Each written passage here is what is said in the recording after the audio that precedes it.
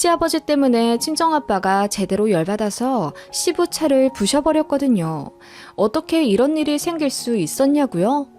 앞서 말하자면 저희 아버지 깡패나 조폭 아닙니다. 평생을 우직하게 공무원 일하시다 정년 퇴직하시고 나서 매달 저소득층 봉사 다니시고 집에서 큰소리 한번 쳐보신 적 없는 다정다감한 분이십니다. 그런 분이 그렇게 화가 나셔선 차 문짝을 부셔버리셨네요. 전말은 이렇습니다. 사내 커플이었던 남편과 2년 전 결혼을 했어요. 행복했죠. 남편도 자타공인 좋은 사람인데다 시어머니도 너무 소녀 같으시고 저에게 잘해주시는 좋은 분이었고 나이 어린 손 아래 신우도 저에게 수줍어하며 새 가족 생겼다고 편지도 써줄 정도로 마음이 너무 예쁜 사람입니다. 다만 시부는 굉장히 가부장적이시고 성격도 장군 스타일이셨습니다. 호통치시듯 말씀하시는 게 일상이신 좀 와일드하신 분이세요.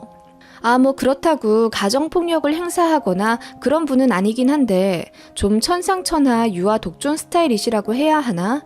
그렇습니다. 결혼 전에는 솔직히 시댁 자주 볼까 싶어서 그런 면이 딱히 신경 쓰이진 않았습니다. 그리고 남편은 시아버지를 닮지 않았고 시어머니를 닮았거든요. 성격도 착하고 순합니다. 남편은 저와 연애 때부터 말하길 본인 아버지의 와일드한 면이 너무 싫었다고 그런 모습 절대 닮고 싶지 않아서 의식적으로 반대로 행동했다고 해요. 저랑 남편 스펙 역시 동등하고 양가 재정적인 상황도 비슷합니다. 다만 시아버지 쪽에서 형제들이랑 지방에 2층짜리 건물을 하나 공동으로 소유하고 계시는데 그게 현재 20억 정도라고 하고요. 시아버지 몫은 그럼 한 5억 정도 되시는 듯 해요. 시아버지는 결혼 전부터 이 부분을 계속 강조하시며 앞으로 그 지역 땅값이 계속 오를 테니 저희 부부에게 떨어질 돈이 최소 10억은 될 거라고 누누이 말씀하셨습니다. 제가 둔감해서 그런 건지 아님 나이가 어려 세상 물정을 모르는 건지 저는 유산에 대해 1도 생각해 본 적이 없습니다. 부모님 재산은 부모님 거라는 생각이 예전부터 박혀 있었습니다. 저희 부모님은 사랑으로 온 마음 다해 절 키워주셨지만 금전적인 부분에서는 저를 독립적으로 키워주시려고 노력하셨고 그런 부모님 가르침으로 저는 대학생 때부터 스스로 학비 벌고 제 살 길 찾아 공부도 열심히 해서 좋은 직장 잡았습니다. 그래서 시아버지의 유산 어필이 솔직히 이해가 잘 가지 않았어요. 아무래도 가부장적이고 보수적인 마인드가 있어서 시아버지는 내심 아들 하시는 성향이 있으셨습니다. 나중에 아들한테만 물려준다는 식으로 말씀하셨고 살아있을 땐 아들한테 받아야 된다는 마인드셨습니다. 그래서 그런지 남편 쪽으로 들어온 축의금도 전부 가져가시더라고요. 남편이 친구들에게 받은 축의금까지도 몽땅요. 저희는 부모님 지인이랑 친척들에게 받은 축의금은 부모님이 가져가셨고 제가 친구들 그리고 직장 동료들에게 받은 축의금은 오롯이 저 주셨거든요. 결혼하고 신혼여행 다녀와서 시아버지가 저희 불러 앉히시군 결혼했으니 다른 건 안 바라고 저희만 잘 살면 된다 덕담을 한창 하시더니 차를 바꿔야 하는데 돈 좀 보태줄 수 있냐고 물어보시더라고요. 이런 건 자식이 좀 보태줘야 하는 게 맞다고 하시며 나중에 어차피 유산으로 몇 억 받을 건데 이런 거에 돈 아까워하면 안 된다고 하시더라고요. 좀 웃긴 게 시아버지가 결혼 전에는 안 이러셨거든요. 그런데 며느리라고 제가 들어오니 그 다음부터 저와 남편에게 기대하고 요구하시는 게 달라지시더라고요. 남편이 대출금도 있고 그래서 지금 당장은 못 바꿔드린다고 했더니 본인이 언제 차를 바꿔달라 했냐며 단돈 500만 원이라도 좀 보태주는 게 아들 부부로서의 인지상정이라고 얼마나 호통을 치시던지요. 그래야 면이 산다며 주변에서 아들 부부 결혼시켰는데 똥차 계속 끌고 다닐 거냐고 긁어대셨답니다. 사실 시아버지 차가 좀 오래되긴 했었거든요. 그때 그래서 얼떨결에 제가 축의금으로 받은 450만 원을 그 자리에서 보내드렸고 남편은 미안해하다 본인 돈으로 저에게 다시 450만 원 메꿔서 보내주는데 그냥 안 받았습니다. 시아버지는 정말 저희에게 성의를 테스트해보셨던 건지 새 차로 그랜저를 뽑고 나서 저에게 500만 원을 주시더라고요. 좀 황당했습니다. 제가 주변에 이 얘기를 하니까 대놓고 구박하는 시어머니보다 저희 시아버지 같은 고단수 가부장적인 분들이 더 어렵다며 앞으로 제가 시집살이 제대로 당할 테니 만발의 준비를 하고 살으라며 겁주더군요. 그 말 들으니 좀 착잡하기도 했지만 솔직히 남편이랑도 알콩달콩 잘 살고 있고 최대한 제 편에서 저를 막아주려고 노력하면서 상황 좋게 만들어가려고 노력하는 남편이 있었으니까 안 싸우고 잘 살았죠. 아무튼 그런 사건이 있었고요. 명절에 만나 거나하게 취하실 때면 말씀도 이렇게 하시곤 했어요. 세은이는 결혼하면 남의 집 사람 되는 거잖아. 딸은 그런 거야. 키워서 남 줘버리는 거라고. 우리 가정에 새아가가 들어온 것처럼. 저는 그 말에 기겁을 했죠. 어머, 그런 게 어딨나요, 아버님. 아가씨 기분 상하겠어요. 그리고 저는 그냥 여전히 저희 친정집 딸 자식이고 시댁의 며느리예요. 저희 친정에서도 시댁에 저를 보냈다고 생각하지 않으세요. 물론 저에게 아버님, 어머님 같은 부모님이 또 생긴 건 맞지만요. 그렇게 생각해봤자 너는 우리 며느리고 우리 집안에 뼈를 묻을 사람이다. 내 제사밥 차려줄 사람이고 내가 돌려 말하는 그런 쪼잔한 성격이 아니라서 그냥 대놓고 말하마. 앞으로는 철저하게 우리 집안 사람이 되어야 할 것이야. 시어머니, 시아버지 말씀은 하늘의 뜻같이 여기면서 살거라. 알간? 말 안 듣고 엇나가면 부모된 마음으로 회초리를 들 수도 있어. 며느리라고 안 봐준다.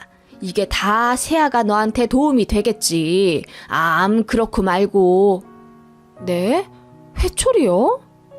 제가 말 안 들으면 회초리질을 한다는 둥 좀 선 넘게 말씀하시는 시아버지 때문에 기분이 상하지 않았다면 거짓말이겠지만 워낙 취하셨기도 했고 가부장적인 마인드 때문에 그러시나 보다 하고 가볍게 생각하려고 했어요. 남편도 본인 아버지의 그런 식으로 말씀하시는 것에 대해 미안해했고 저더러 한 귀로 듣고 흘리라고 했죠. 알겠지만 우리 아빠가 좀 옛날 스타일 사람이잖아. 아직도 60, 70년대에서 살고 계셔. 그렇게 말씀하시지 좀 말라고 내가 결혼 전부터 아빠 많이 말렸는데도 벽창호에 대고 말하는 것 같아. 나도 모르고 결혼한 거 아닌데 뭐. 괜찮아. 내가 알아서 그냥 좋은 뜻만 걸러 들을게. 고마워. 그리고 미안해 여보. 그렇게 결혼 초반 한두 달에 한 번씩 시댁에 방문해 식사를 했고 명절에는 양가 번갈아 하루나 이틀 정도 자고 왔어요. 참고로 저희 시댁과 친정은 지방에 계시는데 양가가 굉장히 가까운 거리에 사십니다. 저희는 서울 살고요. 그래서 한번 시댁 친정 쪽에 가면 양가를 같이 보고 왔어요. 그런데 시아버님은 이것에 상당히 불만을 가져하셨습니다. 사돈 떼고 오는 김에 우리 집 오는 거냐? 이게 대체 뭐다냐? 왔으면 시간을 갈라서 쓰지 말고 이번엔 시댁, 다음엔 친정 이런 식으로 한 번을 보더라도 정성을 다해 뵙는 거다. 이는 서울에서 여기 내려오는 데만 2시간 반인데 어떻게 그렇게 해요? 시댁 친정이 비슷한 데 사니까 오히려 얘네들한테는 더 좋은 거 아니겠어요? 뭐라고? 또 뭘 모르는 소리 하고 있네 정말. 그게 말이 돼? 무슨 친정을 시댁이랑 똑같이 다녀. 나는 그 소리를 하고 싶은 거야. 시댁 오면 친정도 반드시 봐야 하느냐? 친정 좀 안 보고 올라갈 수도 있지. 그리고 다음 구정 때는 친정 가지 말고 우리 집에서 2밤 자고 바로 올라가거라. 네? 친정에 가지 말라뇨 아버님. 어머님 말씀대로 저희는 그래도 양가 부모님이 가까이 사셔서 이렇게 더 자주 뵐 수 있는 거라고 생각해요. 시댁이랑 친정 번갈아 같이 보는 게 뭐가 어때서 그러세요? 아버님, 저는 친정 부모님도 못 보고 사나요? 뭐라고? 너 지금 감히 시애비한테 말대꾸 하는 거니? 결혼 초에는 안 그러더니 이제 좀 편해졌다 이거냐? 아버지, 그만 좀 하세요. 요즘 시댁 친정 중에 더 중한 데가 어딨습니까? 그러지 마세요. 와이프도 처가에서 소중한 딸이에요. 바보 같은 놈. 결혼해서 지 처가 생겼으면 좀 단호하게 이끌어 가야지. 이건 뭐 얼렁뚱땅 지 애비 제사밥도 안 챙겨줄 놈이네. 내가 그러려고 너희 신혼집에 1억이나 보태준 줄 아냐? 아버지, 그건 정말 감사한데요.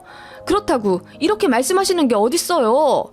똑같이 돈 보태주신 와이프 처가에서는 아버지처럼 그렇게 말씀 안 하세요. 이 바보 같은 놈이. 결국 남편이랑 시아버지랑 대판 싸우게 됐고 남편이 저를 데리고 시댁에서 그냥 나와버렸습니다. 시아버지는 버선발로 저희를 쫓아오시며 이대로 가면 전련하겠다며 단단히 화가 나심을 어필하셨고 이런저런 일들로 본인 아버지에게 학이 떼일 대로 떼인 남편은 연을 끊든지 말든지 맘대로 하시라며 본인도 더는 못 참겠다는 뜻을 확고히 내비쳤어요. 안 그래도 남편이 시아버지한테 많이 질렸거든요.